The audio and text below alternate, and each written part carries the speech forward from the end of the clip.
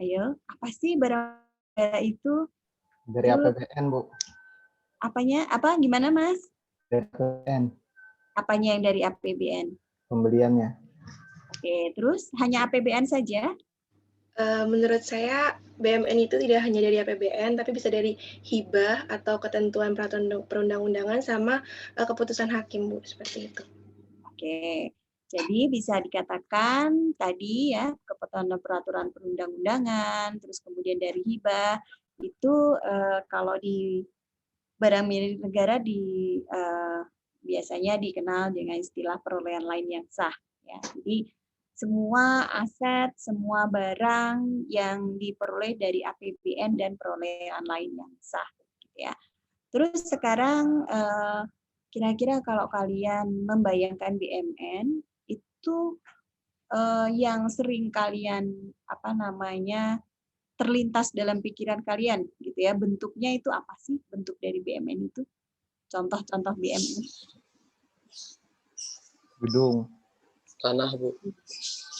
Nah, apalagi? Kendaraan dinas. Kendaraan dinas ya, apalagi? ATK misalnya, Bu. Ya, TK atau tulis kantor, apalagi? Fasilitas kantor. Fasilitas kantor. Apalagi kalian kalau mau ke kampus, yang kalian lewati apa itu? Jalan. Jalan. Jalan, ya. Terus apa lagi?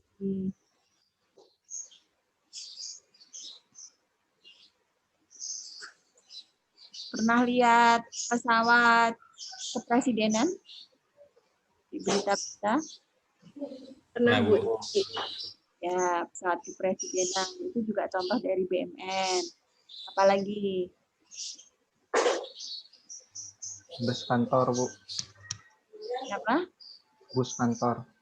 Bis kantor. Betul.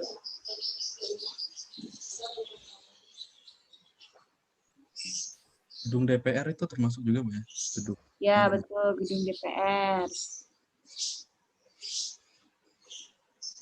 Bendungan, kalian pernah?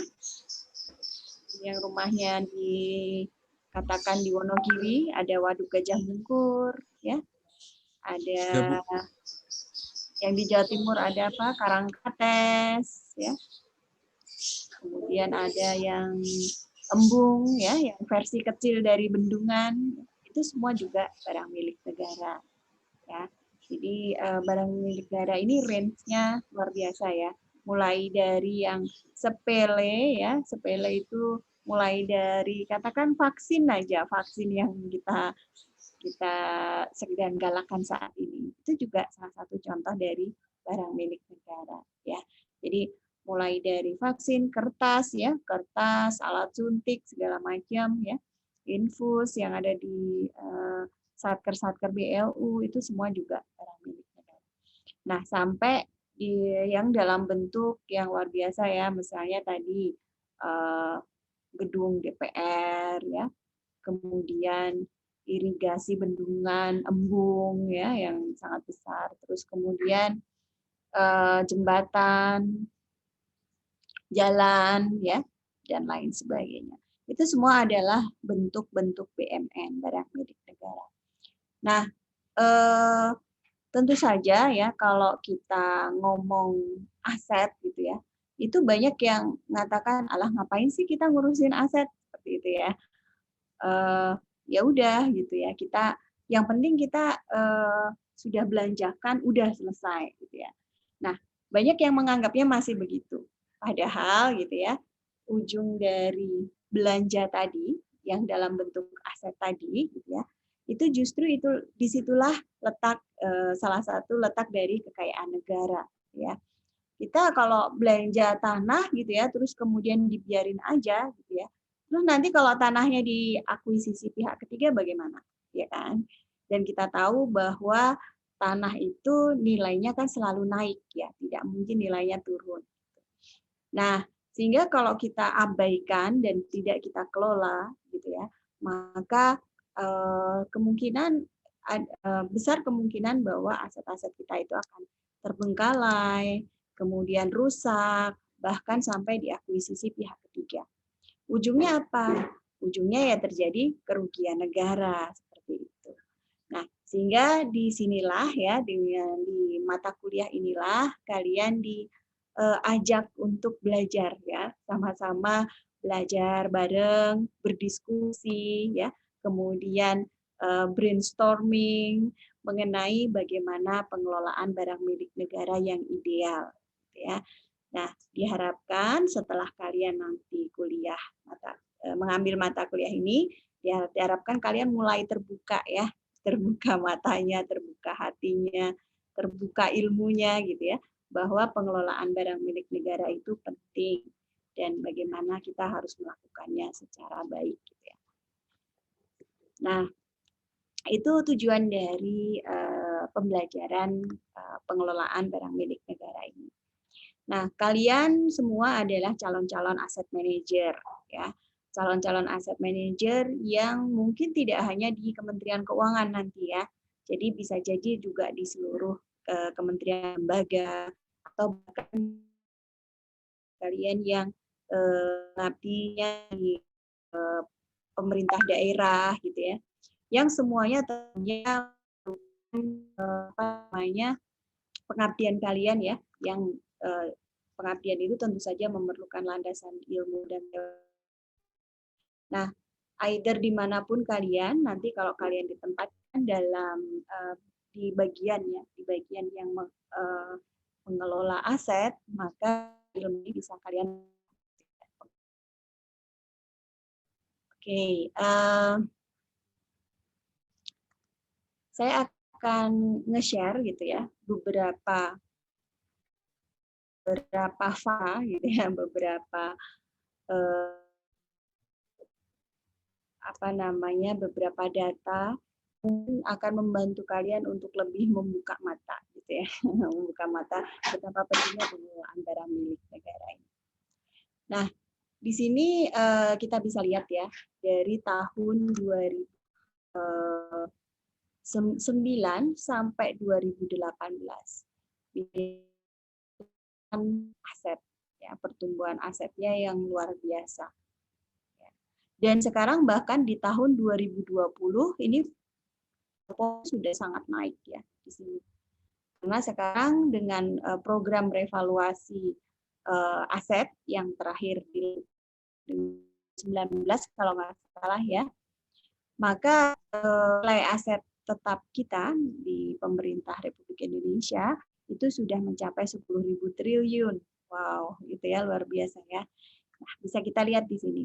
Di 2009 ya, ketika kita belum menerapkan prinsip aktual dalam pengelolaan BUMN, dan kemudian nilai asetnya juga masih nilai aset yang lama gitu ya, kita tidak update, kita tidak pernah lakukan revaluasi seperti itu ya. Kalian bisa lihat di sini hanya sebesar tidak sampai 1.000 triliun ya. Nah, kemudian ini mulai kita lakukan penertibannya, ditertibkan gitu ya. Dilakukan penilaian di sini ya. Sepanjang dilakukan penilaian. Nah, kemudian mulailah dilakukan penyusutan di tahun 2013 ya. Terus kemudian kita lakukan penilaian lagi. Sehingga ini terlihat bahwa nilai dari BUMN itu sangat luar biasa gitu ya. Nah, di sini bisa kita lihat pertumbuhan tadi gitu ya. Dan kalau kalian melihat laporan keuangan pemerintah pusat, maka barang milik negara ini menempati porsi sampai dengan 40%. Ya, 40%. Jadi bisa kalian bayangkan ya, 40% dari neraca kita itu adalah barang milik negara. Sehingga kalau misalnya pengelolaan barang milik negara itu tidak akuntabel ya, tidak bagus, tidak profesional seperti itu ya, maka nilai neracanya itu 40%-nya sendiri sudah bisa dikatakan tidak akuntabel seperti itu ya. Dan itu sangat mempengaruhi opini nanti pemeriksa auditor atas LKPP kita. Sehingga di sini porsi BUMN itu di neraca itu sangat signifikan. Sehingga pengelolaannya Rp1 pun ya ketika kita melakukannya dengan baik dan akuntabel, maka itu sudah bisa, berarti 40% dari neraca itu sudah bisa kita yakini kehandalannya seperti itu. Nah, ini ya bisa kita lihat grafiknya, pertumbuhannya, ya aset tetap, tanah dan lain sebagainya. Ya, aset ini totalnya. Di sini tanah, ya, tanah paling atas karena memang nilainya sangat signifikan. Terus kemudian ada jalan irigasi jaringan. Nah, ini tentu saja naik di 2019-2020 ya, karena kita banyak membangun infrastruktur seperti itu. Dan kemudian untuk peralatan dan mesin cenderung stagnan ya, karena kita juga banyak mulai melakukan solusi non aset, jadi ada juga leasing atas peralatan dan mesin. Selain itu juga di sini ya ada penyusutan, nilai penyusutan. Ya, jadi di sini nah ini perkembangannya ya, BMN sebelum penyusutan naik seperti ini. Setelah penyusutan ya, ini kembali dimulai di tahun 2013 ya, mulai 2013 ini dilakukan penyusutan yang pertama kali. Kita mulai menerapkan basis accrual ya, accrual basis di aset pada tahun 2013. Sehingga di sini ada penurunan. Nah, di sini akumulasi belanja modalnya kalian lihat ya, ini semakin naik. Sehingga pada 2018 ini nilainya cukup signifikan, 1.750 triliun untuk belanja belum modalnya.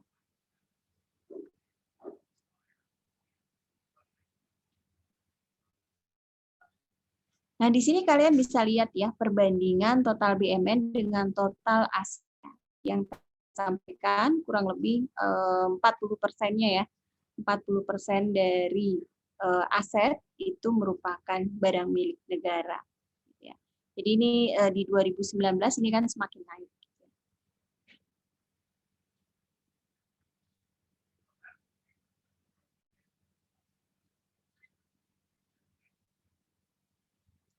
Nah, ini di nilai aset ya, nilai aset di 2018 ini masih dilakukan revaluasi. Saat dilakukan revaluasi atau penilaian kembali, bisa kalian lihat di sini naik cukup signifikan ya.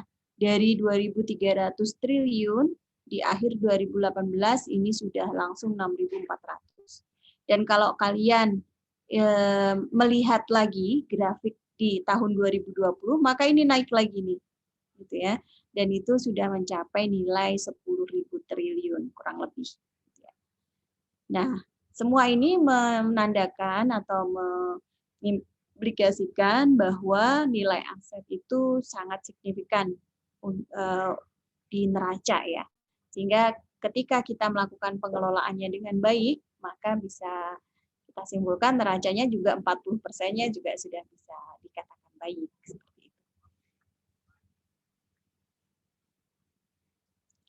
Nah, ini seperti kita tahu bahwa aset itu BMN itu diadakan untuk apa sih, teman-teman?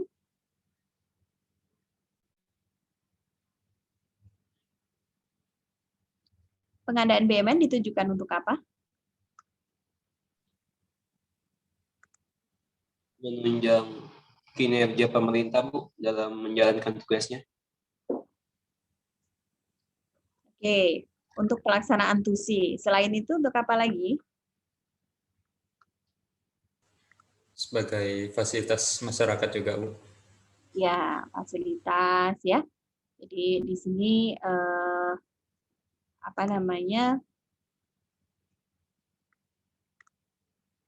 fasilitas ya, untuk infrastruktur ya, untuk pelayanan, memberikan pelayanan. Intinya adalah bagaimana pemerintah itu memberikan pelayanan kepada masyarakat. Yang tentu saja kalau kita lihat per kementerian lembaganya, maka itu berarti sesuai dengan TUSI dari masing-masing kementerian lembaga. Ya, karena tujuan dari pemerintah adalah memberikan pelayanan kepada masyarakat. Nah, kemudian tapi di sisi lain gitu ya, ada juga BUMN barang milik negara yang dibelanjakan itu tujuannya untuk dihibahkan gitu ya. Jadi dari awal memang akan dihibahkan. Tapi kembali tujuan hibahnya tentu saja masih inline ya dengan tusi dari kementerian lembaga yang melakukan hibah tadi. Nah, untuk yang dihibahkan ini bisa kita lihat trennya juga naik. Ya. Jadi contoh hibah kepada masyarakat itu antara lain memberikan atau menghibahkan perahu ya, KKP memberikan perahu kepada nelayan seperti itu. Atau Kementerian Pertanian menghibahkan pupuk untuk para petani. Nah, kemudian bisa juga ke Pemda dalam rangka tugas pembantuan atau dekonsentrasi. Jadi ini dua ini adalah tugas yang ditugaskan gitu ya. Pemda ditugaskan oleh pemerintah pusat untuk melaksanakan sebagian tusi dari pemerintah pusat. Sehingga otomatis aset-asetnya juga dihibahkan untuk mempermudah pelaksanaan tugas tersebut. Nah, di sini kalian bisa lihat trennya juga semakin naik.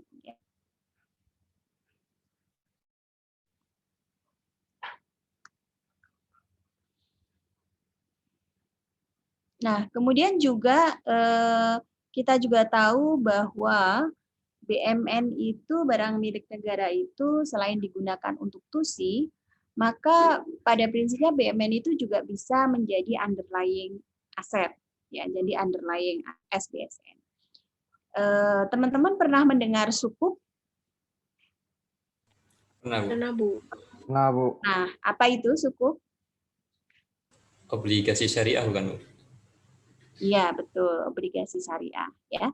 Jadi di sini obligasi syariah untuk memenuhi prinsip syariahnya, maka perlu adanya underlying asset gitu ya.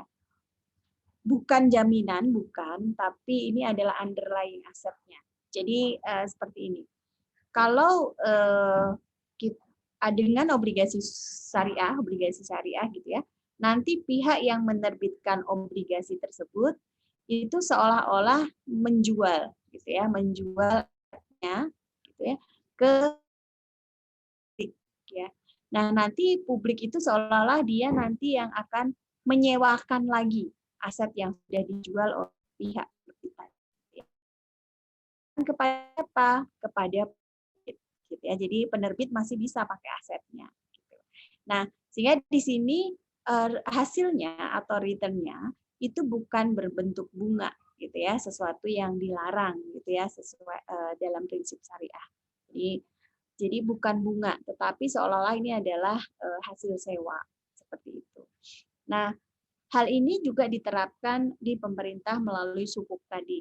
Ya, jadi pemerintah seolah-olah itu kayak menjual gitu ya, menjual aset tersebut ke publik untuk kemudian nanti pemerintah menyewa lagi, gitu ya, menyewa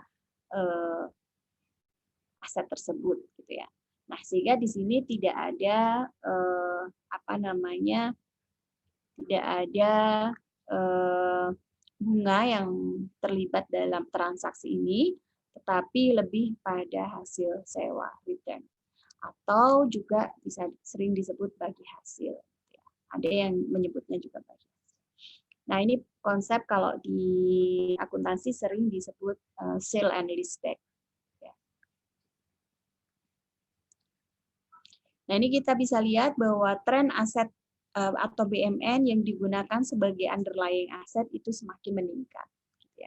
Sehingga tadi ya, selain dia bisa dipakai atau memang dipakai untuk pelaksanaan tusi atau memberikan layanan kepada masyarakat, maka sebenarnya pun asetnya diam, itu masih juga bisa dimanfaatkan atau digunakan untuk underlying aset SBSN.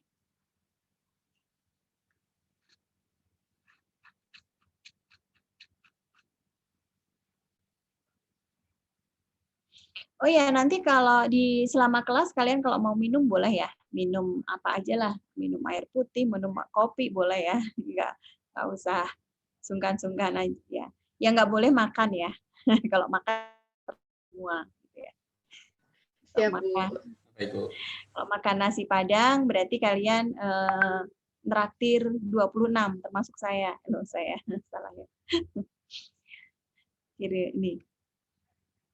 Oke, tapi kalau mau apa namanya minum silahkan feel free. Ya. Terus kalau mau ke toilet raise hand aja nggak apa-apa. Ya nanti kalau mau ke toilet atau cuci-cuci muka karena ngantuk silahkan. Ya. Habis itu balik lagi ya, jangan dibablasin tidur. Oke, nah ini adalah peraturan perundangan yang apa namanya mengatur atau menaungi pengelolaan barang milik negara. Di sini kalian bisa lihat ya. Tahun 2000, Undang 1 tahun 2004 ya pasti di mata kuliah kalian ya karena kita namanya juga Politeknik Keuangan Negara STAN ya nggak. Kalau keuangan negara berarti undang-undang keuangan negara kalian sudah harus hafal di luar kepala ya kan. Nah di dalam keuangan negara itu salah satu unsurnya adalah barang milik negara ya. Sehingga untuk pengelolaan barang milik negara kita mengacu atau berpedoman pada Undang-Undang 17 tahun 2003. Pun demikian di Undang-Undang 1 tahun 2004 ya tentang perbenaran negara. Dan Undang-Undang 15 tahun 2004 di sini nanti kita juga mengacu pada Undang-Undang 15 tahun 2004 terutama untuk wasdalnya ya. Dan kemudian pertanggungjawaban atas pengelolaan barang milik negara tadi. Nah, ini semua nanti kita akan memiliki satu pedoman yang khusus terkait dengan aset. Ya, kalau di 17, 1 dan 15 ini semua adalah undang-undang yang sifatnya menaungi semua hal terkait keuangan negara, semua hal terkait perbenaran negara dan semua hal terkait pertanggungjawaban gitu ya keuangan negara. Nah, tapi untuk detailnya pengelolaan detail dari pengelolaan aset itu tertuang dalam PP 27 tahun 2014. Jadi ini merupakan produk hukum turunan. Nah, dalam PP 217 nanti di sini masih mengatur baik untuk yang baik BMN maupun BRD. Jadi negara maupun barang milik daerah. Barang milik negara itu adalah aset-aset yang menjadi kewenangan dari pemerintah pusat. Ya. Sedangkan kalau barang milik daerah itu semua yang menjadi kewenangan dari pemerintah daerah. Ya. Ini konsekuensi logis dari adanya otonomi daerah. Otonomi daerah. Nah, untuk dari PP ini diturunkan menjadi 2 karena tadi ya ada pengelolaan barang milik negara dan barang milik daerah. Untuk yang barang milik negara, maka hal ini pengelolaannya diatur melalui peraturan Menteri Keuangan. Ya. Kenapa Menteri Keuangan, Bu? Karena Menteri Keuangan adalah bendahara umum negara ya, yang di dalamnya juga mengatur mengenai aset-aset. Sedangkan untuk BMD, barang milik daerah, karena ini merupakan tusi dari Kementerian Dalam Negeri untuk kebijakan, kemudian pembinaan dan pengawasan dari pemerintah daerah, maka di sini untuk pengelolaan BMD-nya diatur melalui Peraturan Menteri Dalam Negeri. Jadi di sini PMK, di sini Permendagri. Nah, untuk yang saat ini ya, untuk yang mata kuliah ini kita akan fokus pengelolaan barang milik negara. Jadi di sini yang di pemerintah pusat. Yang tentu saja namanya pemerintah pusat berarti itu melekat di kementerian lembaga ya. Kementerian lembaga yang kalian tahu apa aja?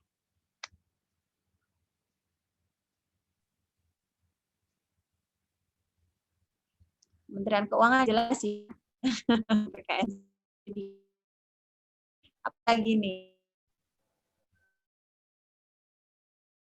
Iya, PMI, kesehatan, Kementerian Sosial. sosial, Bu.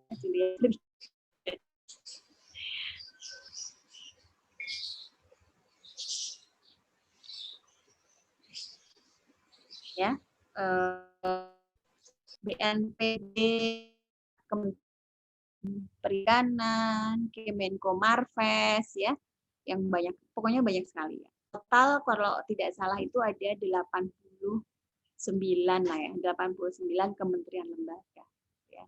Nah, nanti kalian bisa menjadi salah satu bagian dari salah satu kementerian lembaga tersebut, bisa jadi. Jadi semangat, gitu ya. Oke, nah di sini di atas itu semua, ya di atas peraturan ini semua, tentu saja ada Undang-Undang Dasar 45. Ya. Yang mana Undang-Undang Dasar 45 ini merupakan peraturan ibunya ya, ibu dari semua peraturan Indonesia. Ya, jadi dia merupakan peraturan dasar, Undang-Undang Dasar. Nah, di sini Pak di Undang-Undang Dasar tahun 45 di pasal 23 ayat 1 disebutkan bahwa APBN ya sebagai wujud dari pengelolaan keuangan negara ditetapkan setiap tahun dengan undang-undang dan dilaksanakan secara terbuka dan bertanggung jawab untuk sebesar-besar kemakmuran rakyat. Jadi bertanggung jawab. Jadi semua harus dipertanggungjawabkan. Intinya seperti itu ya. Jadi kalau kalian belanja, ya hasil belanjanya itu, belanjanya maupun hasil belanja dipertanggungjawabkan. Ya berarti hasil belanjanya adalah barang milik negara, gitu ya. Terus kemudian hal-hal lain mengenai keuangan negara diatur dengan undang-undang dan bumi, air, dan kekayaan alam yang terkandung di dalamnya dikuasai negara dan dipergunakan untuk sebesar kemakmuran. Nah, di sini kalian bisa melihat satu infografis ya, satu infografis yang luar biasa untuk pengelolaan BMN dalam APBN. Sini kalian bisa lihat. Kalian coba dulu yang belum saya share ya, kalian cermati di sini. Kira-kira menurut kalian yang paling menarik itu apa sih? Gitu ya. Saya beri waktu 5 menit ya. Kelihatan kan? Kelihatan, Bu.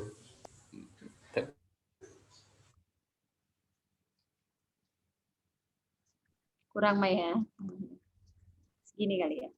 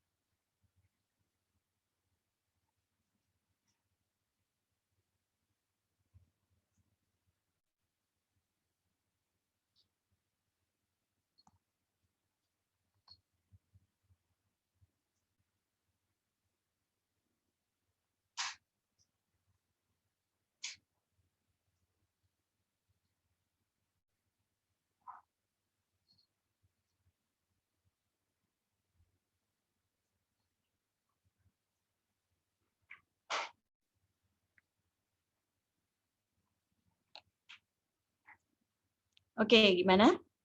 Kira-kira apa yang menarik buat kalian? Defisit Silahkan. anggaran, Bu.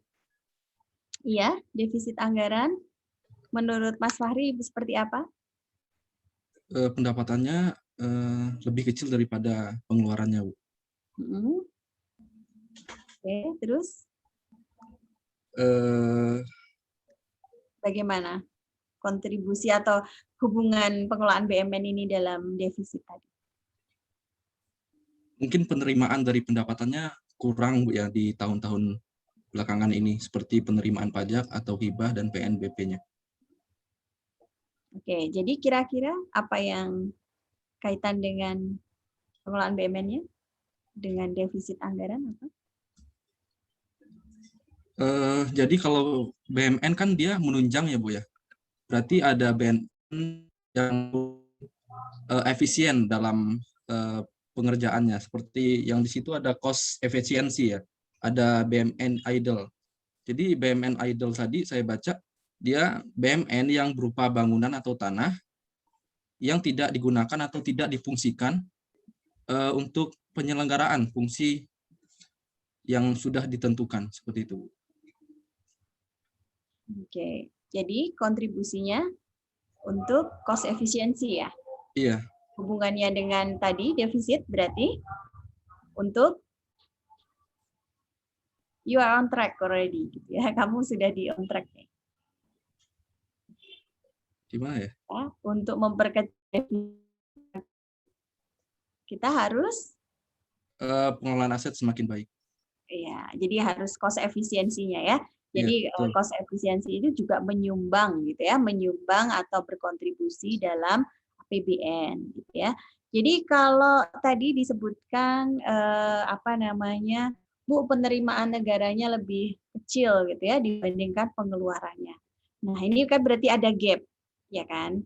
Nah, gap ini tentu saja bisa diperkecil yaitu dengan ya menaikkan penerimaan kan gitu ya, atau memperkecil pengeluaran kan seperti itu. Efisiensi ini dia akan berkontribusi di mana? Di penerimaan atau di pengeluaran?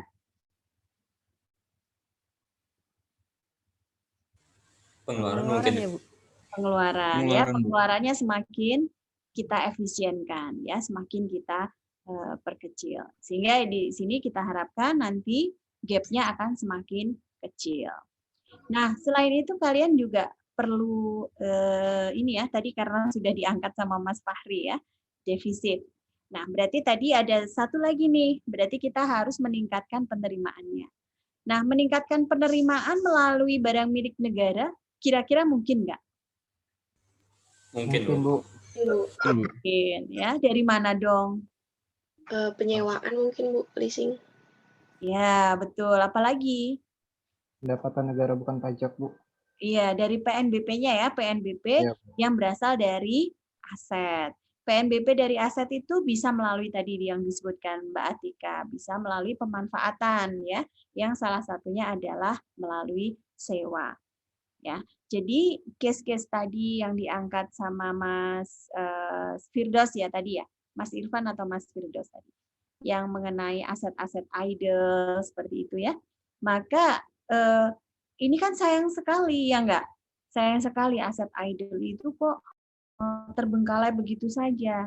Nah, giliran kalian lah nanti ya, kita semua ya, dan kalian tentu saja karena kalian nanti yang akan apa namanya menerima estafet ya, estafet pengelolaan aset ini.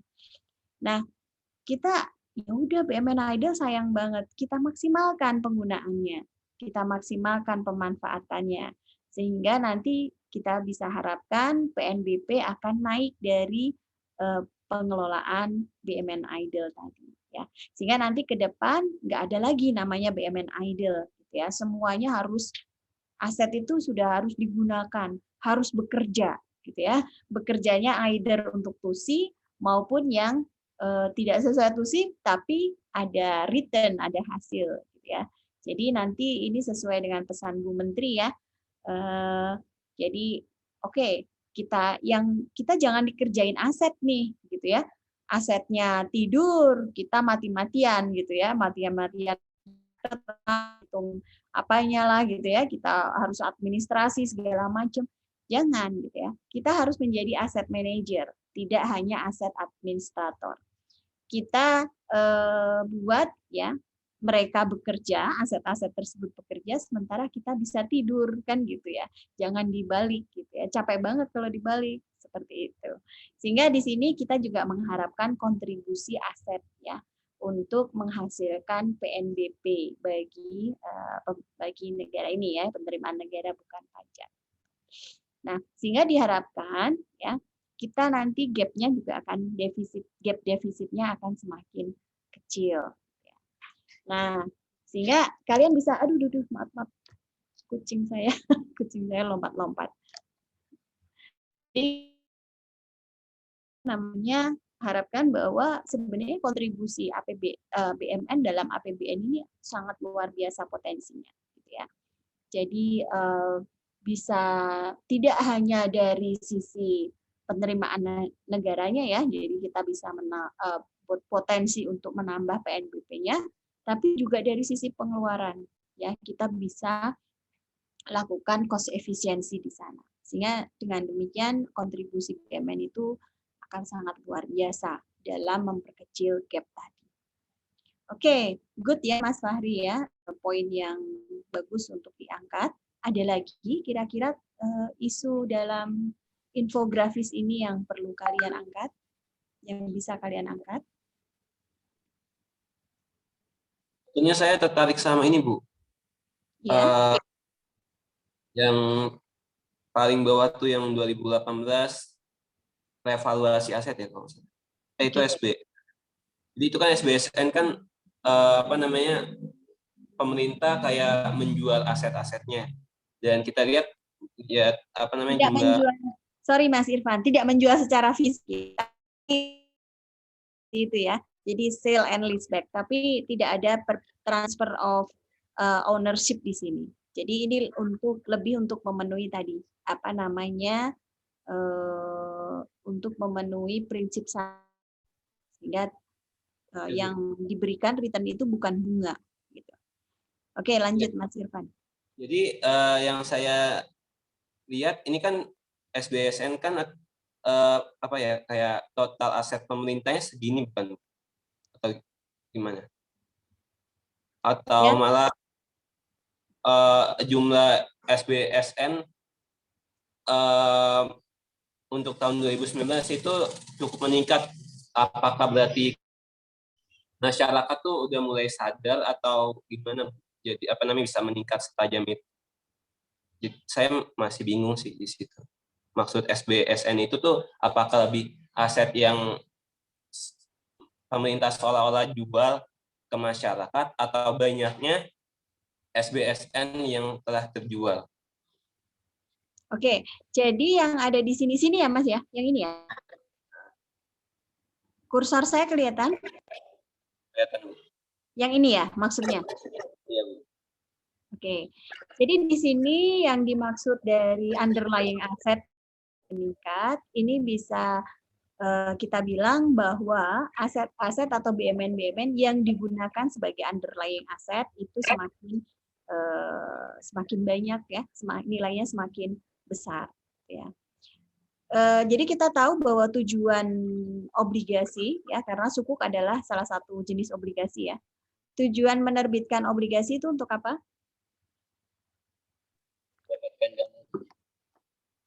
Mencari, salah satunya adalah untuk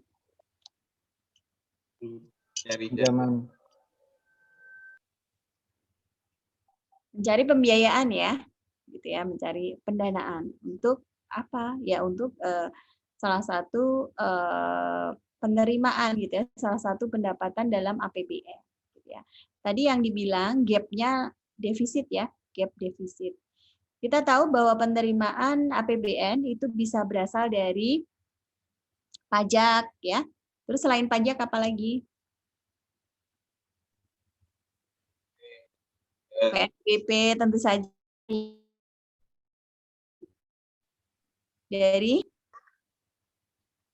Dari hutang, ya enggak? Nah, hutang ini bisa berasal dari publik gitu ya, yang dalam hal ini berarti melalui obligasi pemerintah gitu ya. Nah, obligasi pemerintah itu macam-macam, ya nggak? Obligasi pemerintah ada yang sun atau ori. Nah, ini adalah obligasi yang sifatnya itu konvensional ya. Jadi dia menerapkan bunga gitu, Mas Irfan. Ya, jadi ketika ketika publik membeli obligasi pemerintah, maka secara periodik publik menerima bunga, gitu ya. Nah, kemudian tapi ada juga nih publik yang tidak mau, gitu ya, tidak mau membeli obligasi seperti ini. Kenapa? Karena tadi ada bunganya, gitu ya, yang dalam keyakinan agama Islam dalam hal ini ya itu tidak diperkenankan.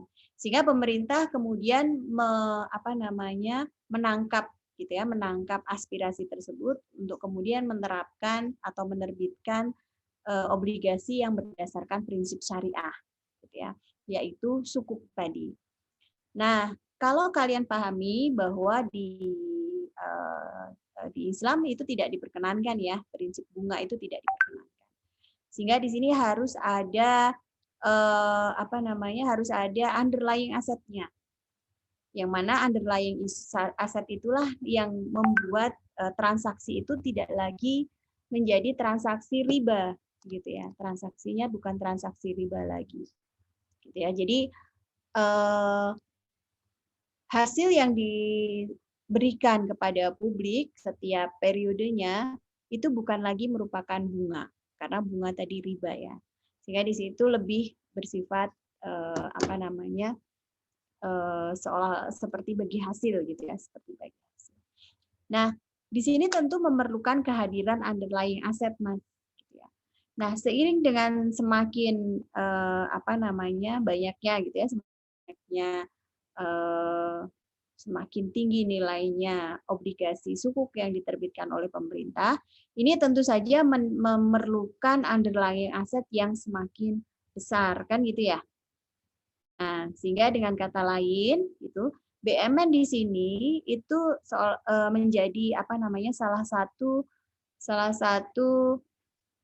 tools ya, tools bagi pemerintah dalam gitu ya, dalam mencari kekurangan atau defisit APBN tadi. Gitu ya. Jadi menambah penerimaan negara dari hutang, gitu ya, pendapatannya. Seperti itu, Mas. Jadi ini menjadi tools. Gitu ya.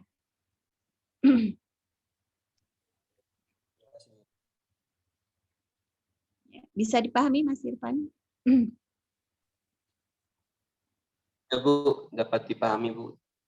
Oke, ada lagi kira-kira yang bisa kalian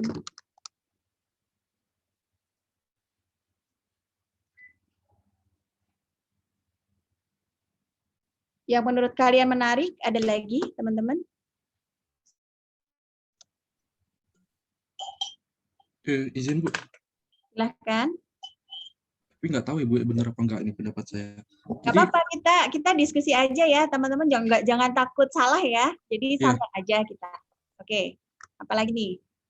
Itu ada di bawahnya kan ada pembiayaan utang ya Bu. Nah kemarin itu kalau nggak salah saya belajar di hukum bisnis.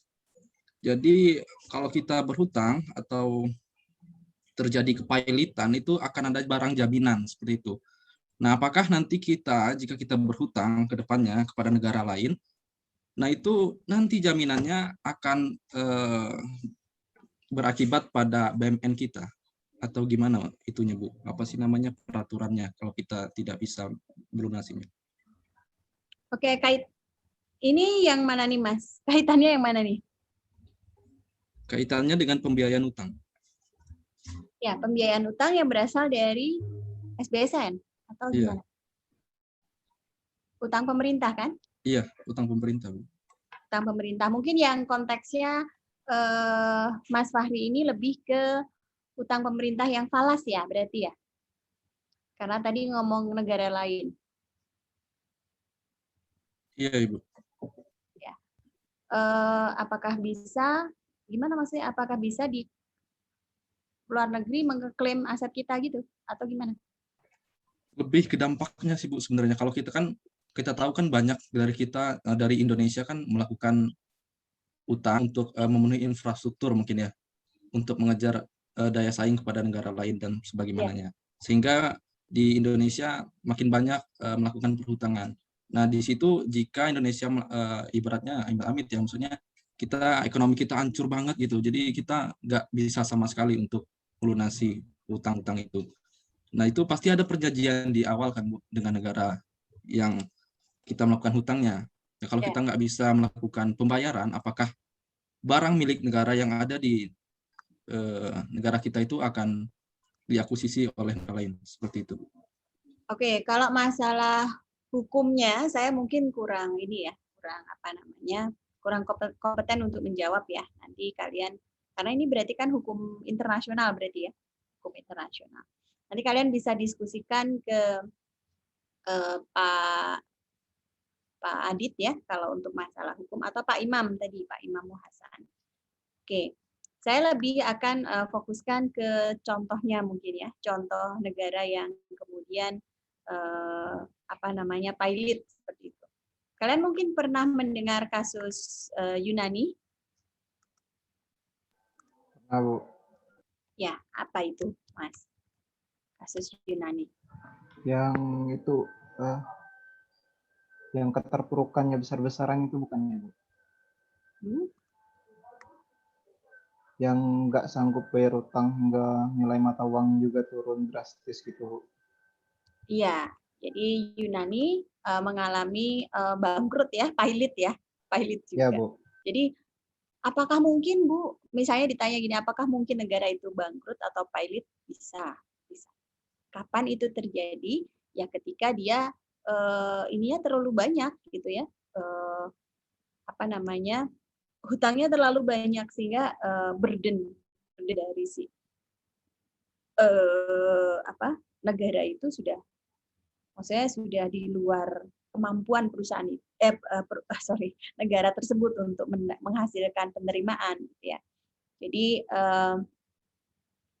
nah apa namanya, akibatnya apa ya? Akibatnya nanti negara itu bisa nanti menjadi resesi ya, dan kemudian dia harus mau nggak mau harus pengetatan anggaran ya, mau nggak mau gitu ya. Pengetatan anggaran biasanya seperti apa? Melakukan pengetatan anggaran. Contohnya. Pengurangan belanja, Bu.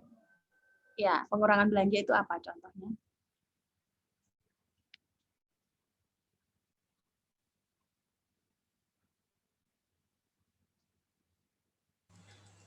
Menyetop impor mungkin Bu juga.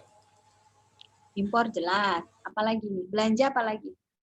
Itu kalau impor kan bisa jadi belanjanya publik ya, bukan pemerintah. Kalau pemerintah bagaimana?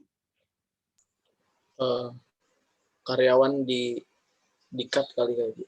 Ya, karyawan itu siapa? Karyawan pemerintah gitu. Ya, Pegawai negeri gitu. Ya, Iya. pegawai negeri ya.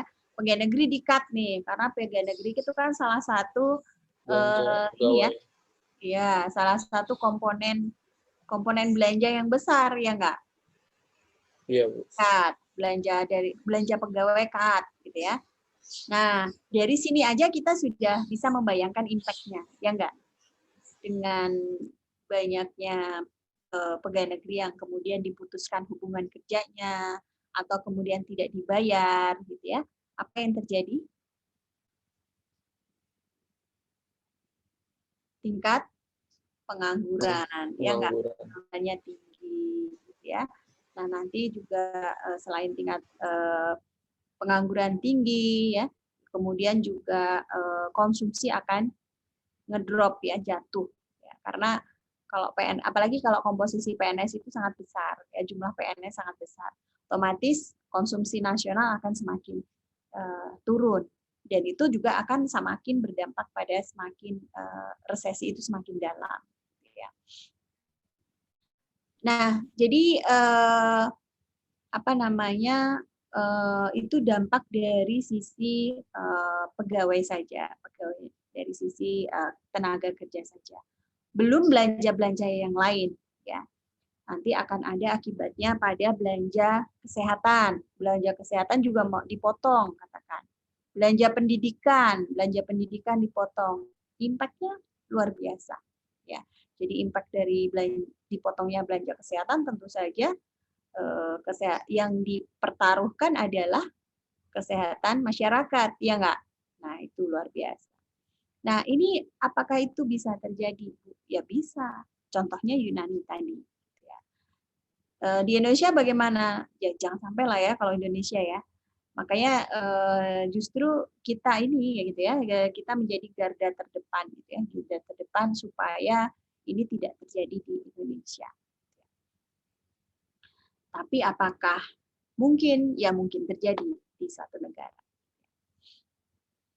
Nah, pada umumnya nanti biasanya pada umumnya ya, saya kurang tahu juga kalau tadi terkait hukumnya, apakah bisa mengklaim, diklaim gitu ya, aset-aset kita, saya kurang tahu hukum ininya seperti apa. Nah, pada umumnya nanti akan ada, kalau terkait utang piutang ya, akan ada memorandum ya, permintaan memorandum untuk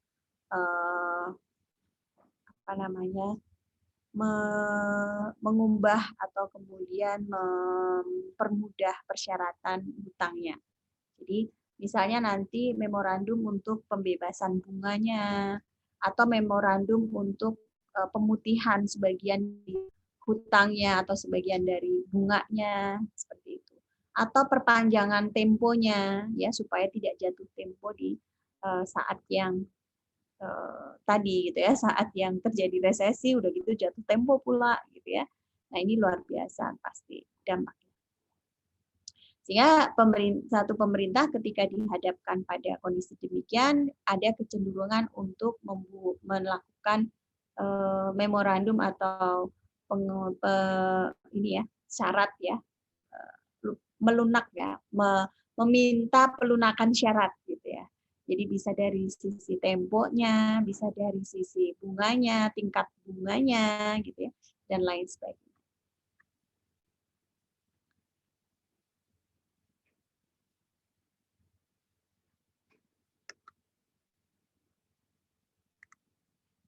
Oke, mungkin itu ya Mas Firdaus tadi ya, Mas Irfan atau Mas Firdaus? Fahri Bu tadi Bu. Oh, Mas Fahri. Oke. Kurang lebih seperti itu. Jangan sampai ya kalau di Indonesia jangan sampai. Luar biasa itu kalau sampai terjadi. Kalian juga mungkin pernah dengar ada berita yang resesi yang luar biasa di satu negara. Yang di Amerika bukan?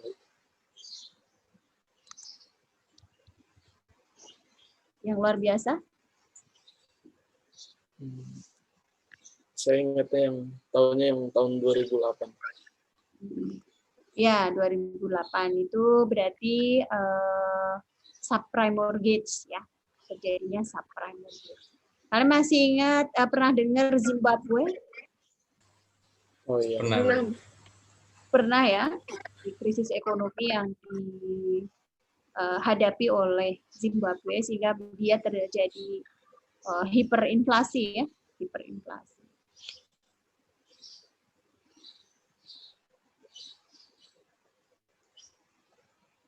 Nah, ini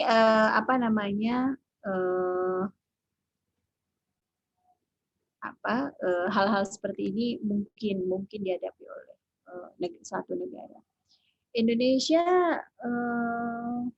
pernah mengalami resesi di tahun, kalau mungkin kakek kalian kali ya yang pernah bercerita di tahun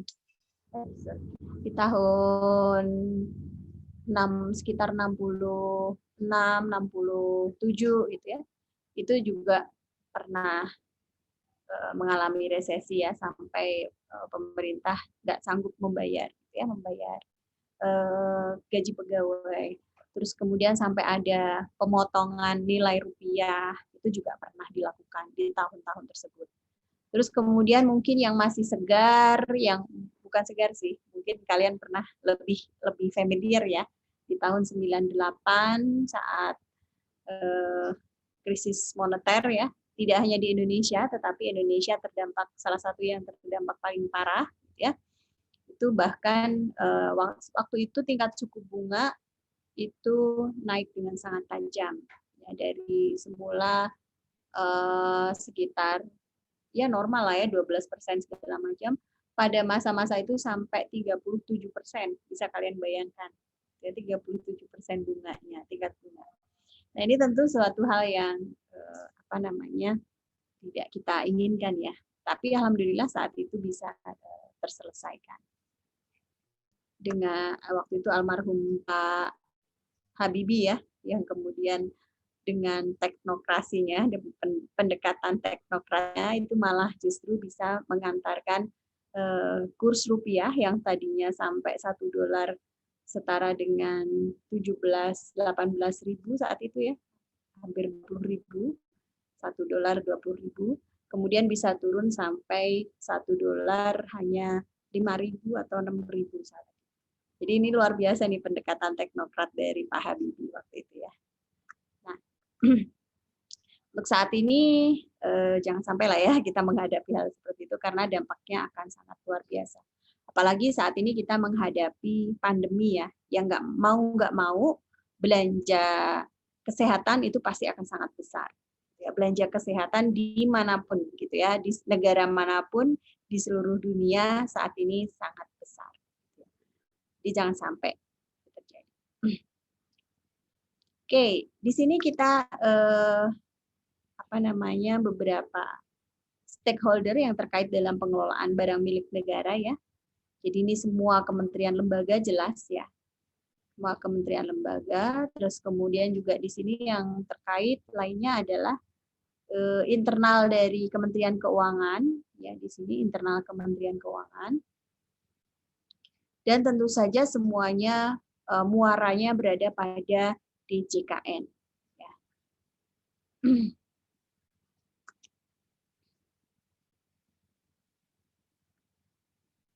Nah ini bisa kalian lihat bahwa posisi aset tetap pada neraca KPP adalah seperti ini.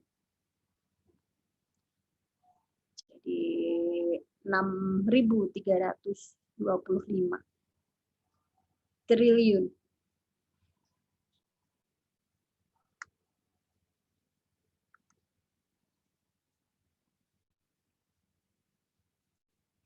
Dari total ini ya. Ini aktiva asetnya, total aset maksudnya. Terus kemudian yang mana di dalamnya ada aset lancar, persediaan, dan kemudian juga ada aset tetap, ini 1.931 plus aset lancar, jadi berapa ini? Aset tetapnya aja sudah 30%, belum aset lancarnya, belum aset lain-lainnya. Jadi aset lain-lain ini komposisinya ada aset yang dimitrakan, kemitraan, ada ATP, aset tak berwujud, dan aset lain-lain kementerian lembaga. Jadi ini kurang lebih menduduki porsi neraca sebesar 40%-an. Nah, ini akan saya skip ya. Skip. Nah, itu yang bisa saya sampaikan terkait gitu ya, terkait betapa pengelolaan BMN ini tidak hanya sekedar administrasi saja gitu ya, bahwa pengelolaan BMN itu merupakan hal yang strategis gitu ya, hal strategis yang harus kita lakukan dengan baik, dengan transparan, dan tentu saja profesional dan akuntabel gitu ya. Jadi ini BMN itu sangat strategis dalam pengelolaan BMN kita ya, jadi dalam pengelolaan APBN kita. Oke. Itu sudah bisa kalian ini ya.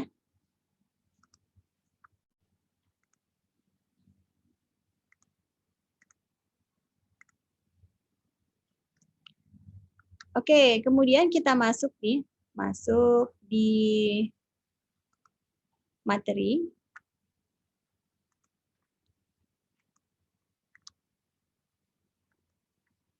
Ya. Jadi ini adalah yang kalian lihat di sini adalah peta konsep ya, peta konsep untuk pembelajaran. Gitu ya. Jadi di sini semuanya ini adalah siklus ya, siklus BMN. Siklus BMN. Nah, kemudian di samping itu kita juga nanti akan mempelajari rumah negara, kemudian pengelolaan BMN pada Satker BLU dan pengelolaan BMN BMD dan aset desa. Seperti itu. Ini akan saya skip karena ini lebih ke apa namanya?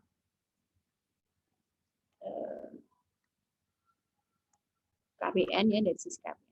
Nah, kita akan masuk ke ruang lingkup definisi dan dasar hukum pengelolaan barang milik negara. Ya, jadi di sini BMN tadi sudah disampaikan ya, BMN adalah semua barang yang dibeli atau diperoleh atas beban APBN atau berasal dari perolehan lainnya yang sah. Ya. Nah, BMN sendiri itu merupakan bagian dari kekayaan negara. Jadi kalau kalian cermati, kekayaan negara itu terdiri dari 3, gitu ya, wujudnya ada 3. Yang pertama adalah kekayaan negara yang tidak dipisahkan, yang dalam hal ini mengacu pada barang milik negara. Terus kemudian kekayaan negara dipisahkan, ya, yang berarti dalam hal ini merupakan investasi pemerintah ya, pada entitas kekayaan negara dipisahkan, salah satunya adalah BUMN ya. Dan pengelolaan kekayaan negara dipisahkan ini kalian pelajari di mata kuliah yang lain yaitu pengelolaan KND. Nah, kemudian satu lagi ada kekayaan negara yang sifatnya potensial, ya, kekayaan negara potensial atau kekayaan negara lain-lain yang kalian juga pelajari di mata kuliah pengelolaan kekayaan negara lain-lain. Ya. Jadi untuk yang pengelolaan kekayaan negara lain-lain itu lebih pada kekayaan negara yang sifatnya itu apa namanya, dia masih potensi gitu ya. Jadi contohnya adalah misalnya tambang ya, kekayaan tambang, kemudian hutan ya, kemudian laut, pesisir gitu ya. Nah, itu semua adalah kekayaan negara potensial. Di samping itu juga ada misalnya aset yang diserahkan ya, seperti misalnya aset milik asing Tionghoa, ex APMAT gitu ya, ex asing Tionghoa, kemudian ex BPPN ya, Badan Penyihatan Perbankan Nasional, dan aset-aset yang lain yang nanti akan kalian pelajari di mata kuliah pengelolaan KNL. Ini yang tadi saya sampaikan. Di sini ada 3. Untuk BMN berarti ini tidak dipisahkan, artinya apa? Artinya BMN itu masuk ke dalam neraca kita. Kita laporkan dalam neraca LKPP. Sedangkan untuk yang dipisahkan ya, yang dipisahkan berarti aset-aset yang ada atau yang dibeli dari investasi kita, itu kita tidak perlu catat dalam laporan keuangan pemerintah pusat ya. Yang kita catat hanya sebesar investasi yang kita tanamkan pada BUMN tersebut atau pada entitas kekayaan negara dipisahkan ya. Dan kemudian yang ketiga yaitu kekayaan negara lain-lain. Ini yang tadi saya sampaikan. Wujudnya adalah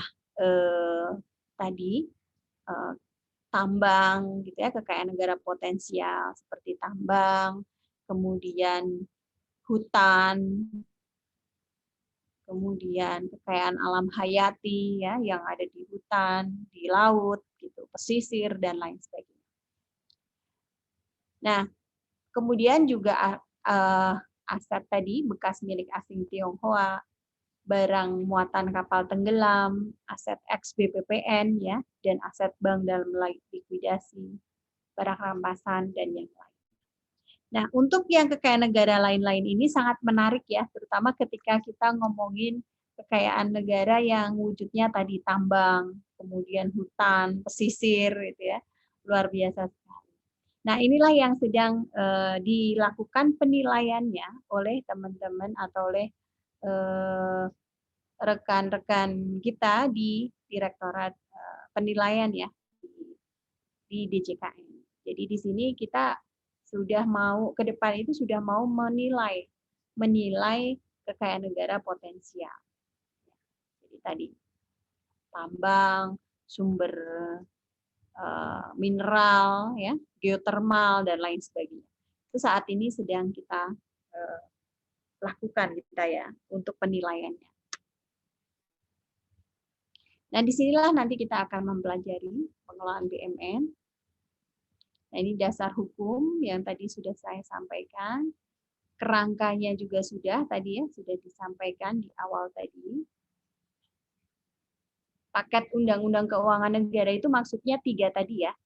Undang-Undang nomor 1, Undang-Undang nomor 17, dan satu lagi apa tadi? Undang-Undang 15. Itu merupakan paket Undang-Undang Keuangan Negara.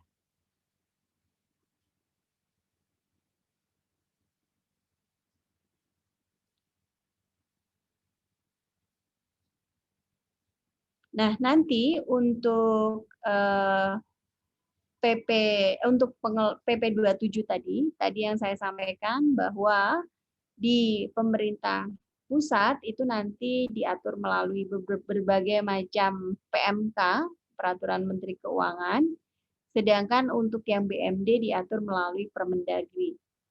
Nah, kita akan fokus di pengelolaan BUMN, lebih fokus pada pengelolaan BUMN-nya. Untuk pengelolaan BMD-nya bagaimana, Bu? Pengelolaan BMD nanti akan mengikuti ya, karena sebenarnya di PP 27 itu tidak memisahkan antara pengelolaan BUMN dan BMD. Ya, jadi nanti akan ada ketentuan khusus untuk pengelolaan BMD-nya, tetapi secara prinsip masih sama dengan pengelolaan BUMN. Nah, tadi semuanya diatur melalui PMK ya.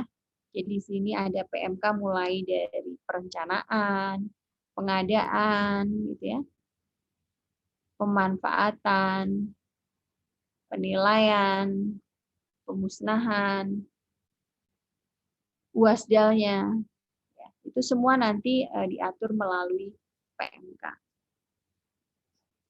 Nah, ini beberapa peraturan nanti perlu diupdate ya, perlu diupdate. Terutama peraturan mengenai pemanfaatan ya, karena pemanfaatan BUMN ini kita ada satu tambahan lagi, jadi satu tambahan mekanisme yang baru nanti akan kita sentuh pada sesi pemanfaatan.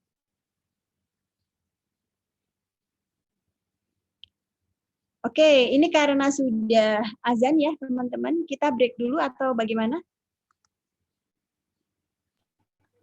Boleh Bu, jika Boleh, ingin Bu, break dulu. Ya, break dulu selama 15 menit atau 20 menit ya. Nanti yang muslim bisa sholat, kemudian untuk yang tidak sholat ya, teman-teman yang non muslim bisa istirahat dulu ya, istirahat dulu, cuci-cuci muka gitu ya, selonjoran, atau kalau rajin ya baca materi gitu ya. Oke, itu ya, kita ketemu lagi di jam 12 berapa nih jadinya? 12.30 ya, 12.30 lah ya.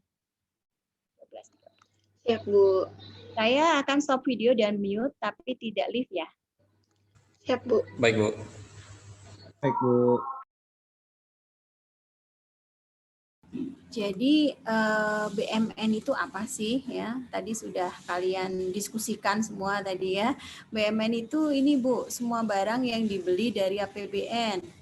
Betul ya. Jadi di sini menjadi salah satu definisi BMN adalah barang yang dibeli atau diperoleh atas beban APBN. Namun ada satu lagi nih yang berasal dari perolehan lainnya yang sah. Nah, tadi kalian juga sudah menyebutkan ya, perolehan lain yang sah itu apa aja. Bisa dari hibah, ya, bisa dari pelaksanaan perjanjian atau kontrak, ya, atau bisa berdasarkan ketentuan peraturan perundang-undangan yang memang mengatur bahwa barang tersebut merupakan BMN, ya, atau berdasarkan putusan pengadilan yang telah memperoleh kekuatan hukum tetap. Ya. Jadi ini semua ya kita catat sebagai barang milik negara.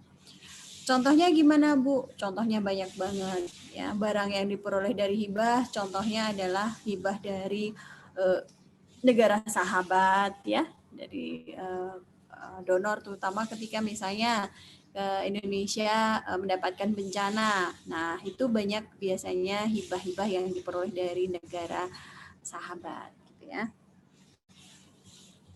Terus kemudian yang diperoleh sebagai pelaksanaan perjanjian atau kontrak. Misalnya ada perjanjian antara kementerian lembaga dengan pihak ketiga. Dan kemudian terjadi wan prestasi ya. Yang mana akhirnya dengan wan prestasi tersebut pihak kontraktor nanti akan diberikan semacam kayak sanksi gitu ya. Misalnya mereka harus memberikan sejumlah aset untuk mengganti kerugian dan lain sebagainya. Maka berarti aset tersebut bisa dikategorikan juga atau masuk sebagai BMN ya, dari yang berasal dari perolehan lain yang sah. Ya. Berdasarkan ketentuan, contohnya apa Bu? Contohnya misalnya aset-aset yang tadi yang KKKKS ya, yang sudah ada yang aset XKKKS yang masuk sebagai kategori kekayaan negara potensial. Tapi ada juga aset-aset yang masuk sebagai BMN. Contohnya adalah misalnya anjang, tahu ya, anjang yang untuk tempat penambangan minyak katakan gitu ya. Maka ketika nanti si kontraktor itu sudah mendatangkan fasilitas tersebut ke Indonesia, begitu dia memasuki wilayah Republik Indonesia, maka otomatis barang-barang tersebut menjadi barang milik negara. Nah, itu berdasarkan ketentuan, ya. Atau berdasarkan putusan pengadilan yang telah memperoleh kekuatan hukum tetap, ya. Jadi di sini juga banyak contohnya.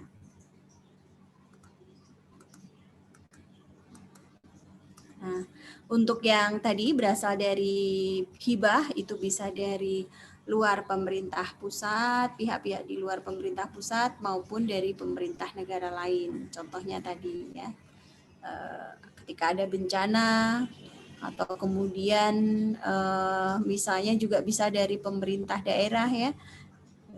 Kita juga ada menerima hibah dari pemerintah daerah juga ada. Atau pihak swasta. Nah, ini yang tadi perjanjian kontrak itu misalnya yang berasal dari KKKS. Ketentuan peraturan perundangan, barang bekas asing Tionghoa ya. Ini sekarang sudah bukan C ya, ini di sini T ya, aset bekas milik asing atau Tionghoa ya. Terus berdasarkan putusan pengadilan yang telah berkekuatan hukum tetap, itu contohnya barang rampasan negara. Nah, sekarang kita masuk ke klasifikasinya. Jadi di sini barang milik negara itu diklasifikasikan ke dalam beberapa akun ya. Jadi di sini ada persediaan, ya. Persediaan masuk ke kategori apa teman-teman? Kalau di aset kita ada aset tetap, aset lancar ya, kemudian aset apalagi aset lain-lain. Nah, kalau persediaan masuk kemana nih teman-teman? Aset lancar ya Bu. Aset lancar, betul. Contohnya persediaan itu apa? ATK. Apalagi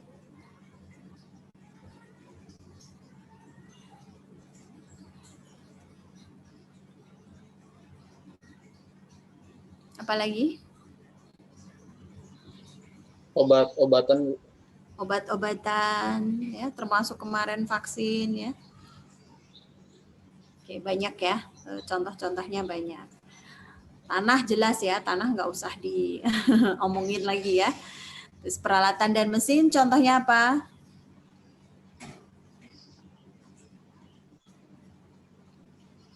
Komputer, laptop, Apalagi Mesin fotokopi kantor, Bu. ya, kendaraan bermotor ya, baik roda 2 maupun roda 4. Terus yang tadi saya sebutkan apa aja, apalagi? Pesawat, kepresidenan ya, itu juga merupakan barang milik negara yang masuk ke dalam klasifikasi peralatan dan mesin gitu ya. Apalagi helikopter ya, helikopter itu juga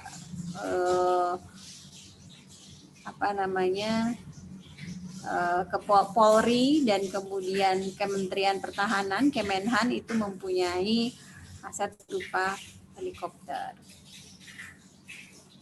Kementerian Pertanian ada traktor ya. Kementerian PU ada alat-alat berat ya, yang semuanya masuk ke peralatan dan mesin. Jadi ketika kita ngomong BMN, luaskan apa yang ada di benak kalian ya. Jadi tidak melulu alat tulis kantor ya, tapi juga sampai ke pesawat kepresidenan, sampai ke gedung DPR MPR, sampai ke jalan irigasi jaringan ya, bendungan yang demikian besar. Ya, jadi itu semua merupakan barang milik negara. Airport ya, beberapa bandara itu merupakan barang milik negara. Ada juga pelabuhan ya, semuanya merupakan klasifikasi barang milik negara yang nilainya juga luar biasa besar. Gedung dan bangunan ya, jalan irigasi jaringan seperti yang tadi saya sampaikan ya. Aset tetap lainnya dan konstruksi dalam pengerjaan. Dari kategori ini ya, dan ATB ya, ATB aset kemitraan dan aset lain-lain, ini semua masuk ke dalam aset lainnya ya, 8, 9, 10. Ini masuk ke dalam aset tetap ya, 2 sampai 7. Sedangkan untuk persediaan masuk ke aset lancar. Dari 10 klasifikasi ini kira-kira klasifikasi mana yang menurut kalian masih kurang jelas atau masih bingung? Yang aset kemitraan itu maksudnya seperti apa ya, Bu? Oke, good question ya. Aset kemitraan dengan pihak ketiga.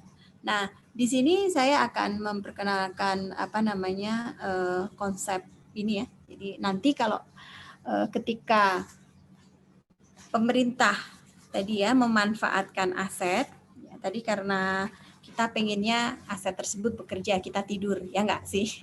Bukan sebaliknya gitu ya.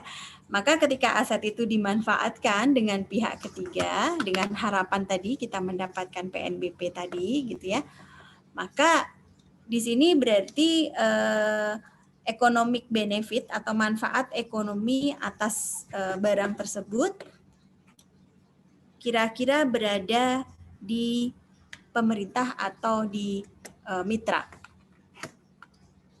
Ketika suatu aset sudah kita kerjasamakan dengan pihak ketiga, kira-kira manfaat dari ekonomi atau economic benefit dari aset tersebut yang mendapatkan pemerintah atau pihak ketiga atau mitranya.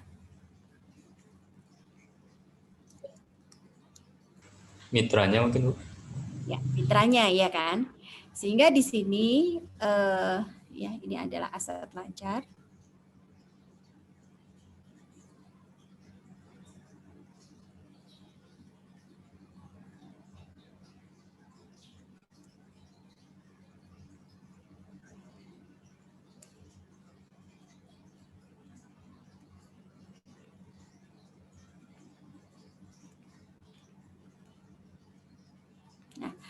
Sehingga karena economic benefit atau manfaat ekonomi dari aset tersebut berpindah ya dari semula di pemerintah ke pihak ketiga atau mitra tadi, maka otomatis atas aset tersebut gitu ya, itu tidak bisa kita kategorikan sebagai aset tetap.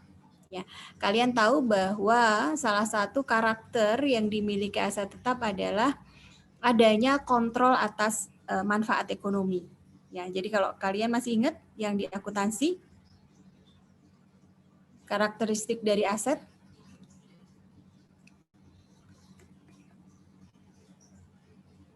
adalah adanya kontrol, ya enggak? Kontrol atas economic benefit suatu aset tersebut atau barang tersebut. Maka karena atas aset tersebut economic benefitnya berpindah dari pemerintah ke mitra, maka si aset tadi katakan tanah ya, katakan tanah, itu sudah tidak tepat ya substansinya ketika kita kategorikan atau kita klasifikasikan sebagai aset tetap. Ya. Kenapa? Ya karena tadi economic benefitnya udah berpindah dari pemerintah ke mitra gitu ya. Sehingga ketika kita tetap catat sebagai tanah, maka itu sudah tidak pas ya sesuai aturan akuntansinya. Sehingga di sini kebijakannya adalah direklasifikasikan ke aset lainnya, yaitu aset kemitraan dengan pihak ketiga. Sampai kapan, Bu? Sampai perjanjiannya itu selesai. Ya, jadi misalnya kerjasama itu katakan 30 tahun. Ya, katakan 30 tahun. Maka selama 30 tahun itu economic benefit diambil oleh mitra. Ya. Jadi kita hanya mendapatkan return dalam bentuk PNBP tadi, hasil pemanfaatannya. Tapi economic benefit yang melekat pada si aset, ya, misalnya dibangun infrastruktur, maka infrastruktur itu dikerjakan ya, diolah gitu ya, hasilnya diperoleh oleh mitra. Jadi economic benefitnya sudah berpindah ke mitra. Sehingga ketika perjanjiannya 30 tahun, maka selama 30 tahun itu aset tadi masuk ke sebagai klasifikasi aset kemitraan dengan pihak ketiga.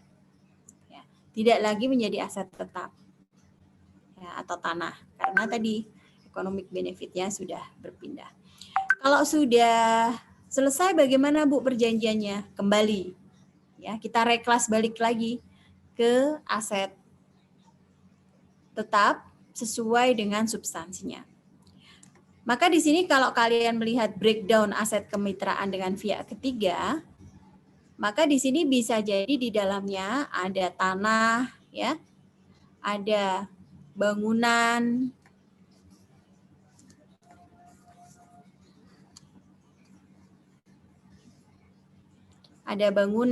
kemudian juga ada bisa jadi kendaraan bermotor, ya, peralatan dan mesin bisa jadi. Ya, tergantung jenis asetnya yang dikerjasamakan dengan pihak ketiga tadi.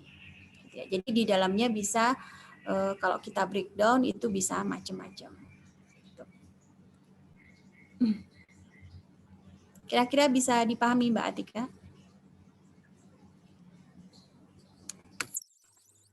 Ada yang ditanyakan? Berarti untuk aset kemitraan ini hanya untuk aset tetap ya Bu? Yang bisa ya, pada umumnya, betul ya. Pada umumnya yang dikerjasamakan dengan pihak ketiga sampai saat ini adalah berupa tanah dan bangunan ya pada umumnya. Meskipun nanti tidak menutup kemungkinan ada peralatan dan mesin. Persediaan bagaimana Bu? Persediaan ya kecil ya, masa pemanfaatan atas persediaan habis pakai itu ya. Gitu Mbak. Oke baik Bu, terima kasih banyak Bu. Sama. Pada umumnya inilah ya, tanah dan gedung bangunan. Tapi juga tidak menutup kemungkinan nanti ke depan peralatan dan mesin bisa jadi gitu ya, ketika pihak swasta pengen minjem atau sewa lah ya, sewa peralatan dan mesin atau apa, tapi jangka waktu yang lama gitu ya. Nah, meskipun ini kemungkinannya juga kecil. Pada umumnya peralatan dan mesin itu tidak lama ya, ininya ya. Kalaupun ada pemanfaatan itu tidak terlalu lama. Jalan irigasi jaringan bagaimana Bu? Mungkin irigasi masih bisa lah ya. Irigasi misalnya nanti ke depan ada, bisa jadi nanti kalian ya. Kalian sudah ada di mana? Di kementerian gitu ya. Nanti mungkin ada inovasi pemanfaatan atas bendungan, bisa jadi ya enggak? Dijadikan pembangkit listrik tenaga air ya, ketika nanti sumber listrik sudah bisa dilakukan oleh pihak ketiga gitu ya, bukan hanya PLN saja katakan gitu. Nah itu bisa jadi nanti irigasi, atau untuk kerjasama untuk pariwisata ya, bisa jadi juga ke depan mungkin Bu, mungkin gitu. Tapi secara prinsipnya sama ya, ketika economic benefit itu berpindah, maka berpindah ke mitra, maka di sini kita lakukan reklas. Prinsipnya sama, Mbak.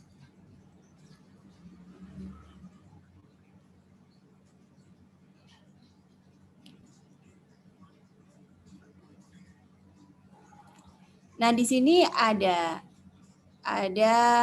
di kementerian lembaga itu mungkin terdapat BMN dan bukan BMN, bukan barang milik lah ya, milik negara. Jadi bisa.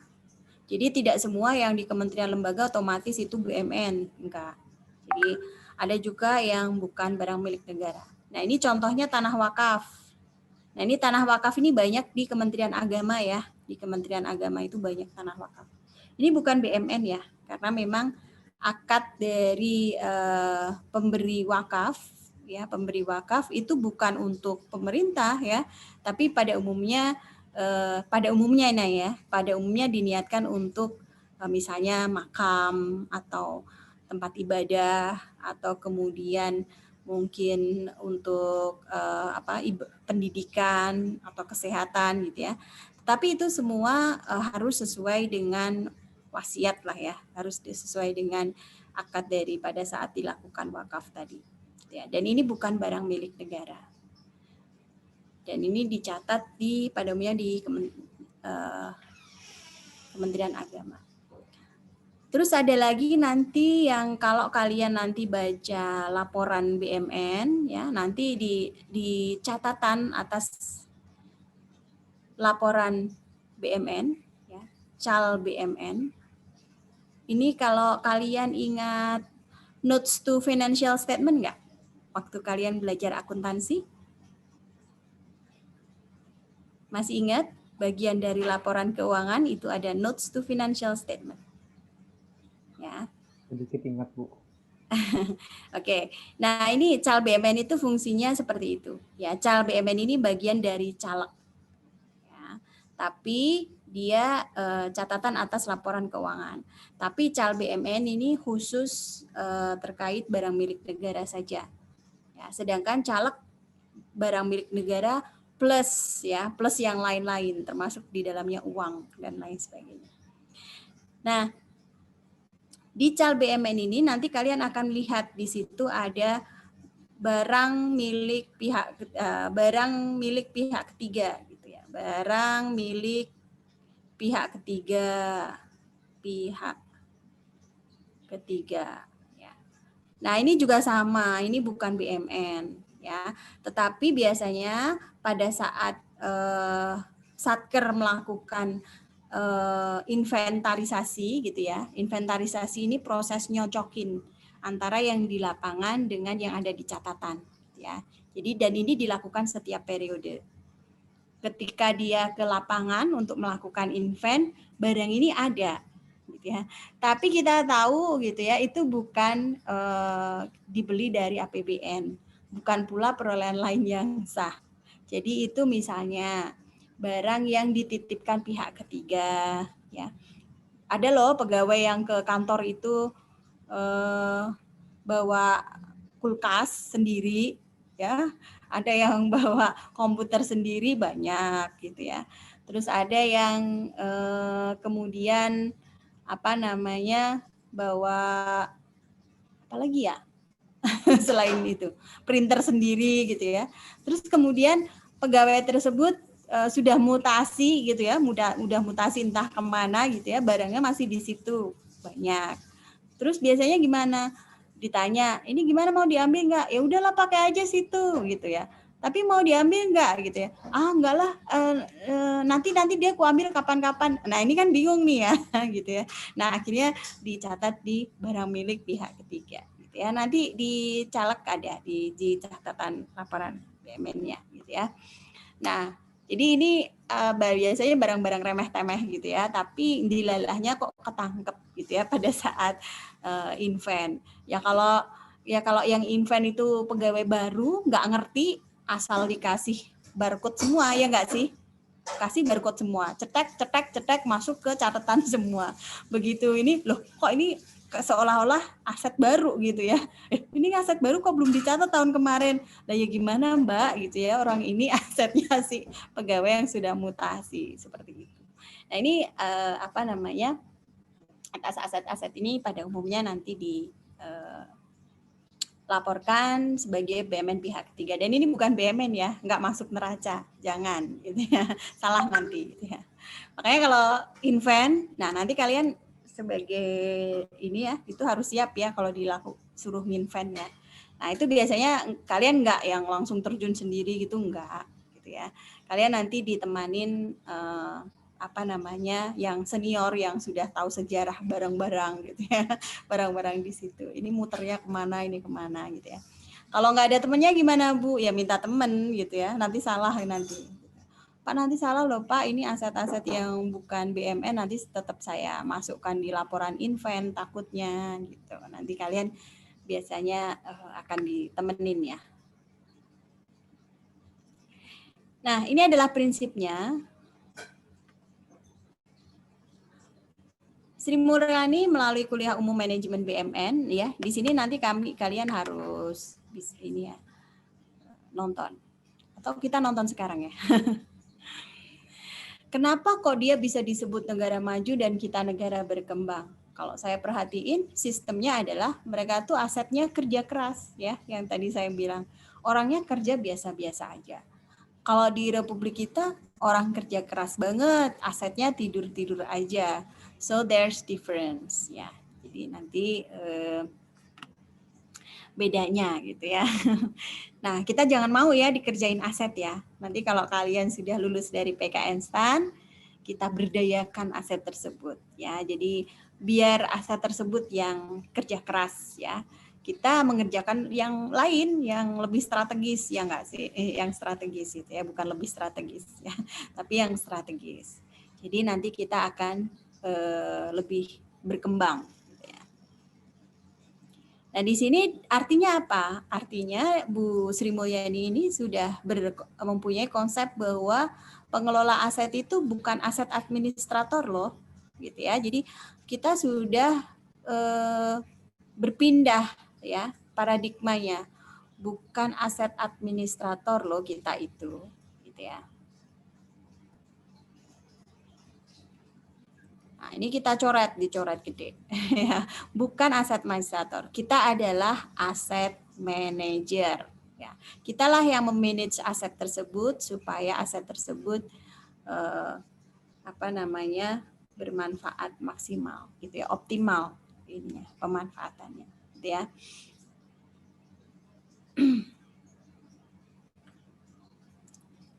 Nah, ini tugas mandiri. Kalian nanti menonton kuliah umum Menteri Keuangan ini ya, yang ada di sini. Kuliah umumnya panjang ya, jadi saya tidak akan setel sekarang gitu ya. Tapi nanti kalau kalian ngantuk-ngantuk ya udahlah, nggak apa-apa ya. Kita nonton video gitu ya. Tapi sekarang kayaknya masih pada seger-seger, jadi lanjut aja ya.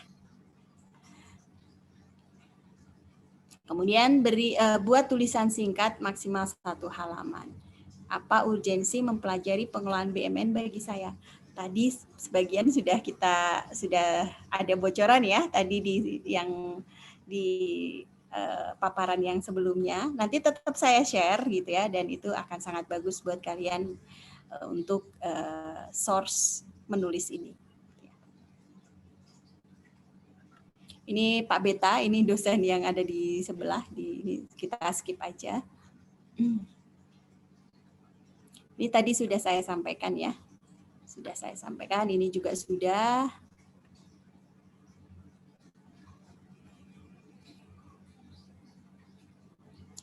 Nah, ini estimasi perjalanan hidup mahasiswa STAN ya. Nanti kalian sekarang tingkat semester 4 ya. Berarti nanti 2022 atau 2023 kalian nanti lulus STAN ya. Terus kalian punya rencana, aduh saya harus langsung lanjut nih gitu ya. Saya mau ke D4 atau S1. Nah, lulusnya 2026. Nah, kemudian tentu saja harapannya ya, harapan saya juga kalian nggak berhenti ya sampai di CS1 saja. Kalian harus tetap semangat mengejar ilmu gitu ya. Nanti harapannya 2030 sudah lulus S2. Wow, cepat sekali ya ini ya. Terus kemudian harapannya nanti 5 tahun kemudian sudah eselon 4. 10 tahun kemudian sudah eselon 3 ya. Terus 5 tahun kemudian sudah eselon 2. Ya, 5 tahun lagi kemudian bisa eselon 1. Wow, 2060 kalian jadi menteri keuangan gitu ya. Semua. Berarti kalau ini semua ya. Satu kelas jadi menteri keuangan semua. Oke, gitu ya. Harapannya seperti itu. Oke. Nah, berapa nilai BMN yang akan kamu kelola nanti? Izin Bu, Ya. kalau sesuai jadwal perkuliahan udah habis Bu ini soalnya Bu, jam 1. Masa? Iya Bu, kalau sesuai jadwal perkuliahan jam 1 ini udah selesai Bu misalnya.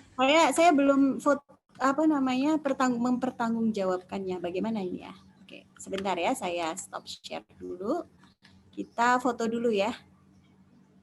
Foto dulu. Baik, Bu. 1, 2, 3.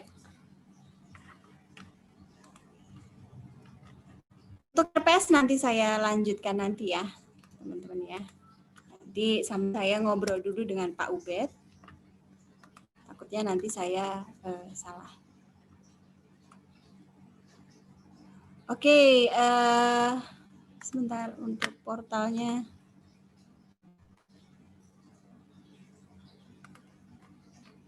Aduh, portalnya sudah ditutup ya. Baiklah.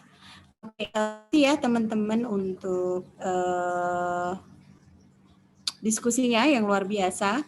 Materi hari ini sebenarnya sudah selesai dan saya sebenarnya lebih ingin ngobrol-ngobrol sama kalian untuk menumbuhkan semangat kalian ya dalam mempelajari BMN dan utamanya nanti saat kalian nanti menjadi aset manager gitu ya, bukan aset administrator loh kalian gitu ya. Kalian semua adalah calon-calon aset manager gitu ya. Jadi tidak hanya mencatat, tidak hanya menata usahakan, tidak hanya mengerjakan pekerjaan clerical, tapi diharapkan kalian nanti ke depan juga mengerjakan pekerjaan-pekerjaan yang strategis terkait pengelolaan BMN. Jangan biarkan aset itu tidur ya dan kalian kerja keras, tapi buat aset itu kerja keras dan kalian kerja yang lebih strategis gitu ya. Oke, mungkin itu yang bisa saya sampaikan ya teman-teman ya untuk link dari materi dan kemudian link penugasan yang tadi saya berikan nanti akan saya sampaikan melalui ketua kelas ya, ketua kelas atau PJ ya, atau PJ. Nah, untuk kalau untuk sementara ini saya akan menyampaikan materi baik melalui LMS maupun melalui GCR, sedangkan untuk penugasan tetap untuk sementara ini tetap di GCR ya, supaya kalau misalnya nanti ada materi kalian yang besar gitu ya, memorinya atau apa gitu, takutnya nanti LMS nanti belum bisa ya, karena ini LMS kan masih baru ya. Jadi daripada nanti ini kalian hilang, tugas kalian hilang, maka sementara saya teruskan pakai GCR dulu. Oke. Mungkin itu yang bisa saya sampaikan. Terima kasih untuk kehadirannya ya, teman-teman ya. Kehadirannya dan kemudian atensinya. Terima kasih. Terus kemudian kalau ada sesuatu yang kalian ingin diskusikan, silakan feel free untuk melalui WA group ya. Oke. Terima kasih. Assalamualaikum warahmatullahi wabarakatuh. Sehat selalu ya. Waalaikumsalam Waalaikumsalam. Waalaikumsalam. Terima kasih Bu. Sehat selalu juga. Terima kasih Bu.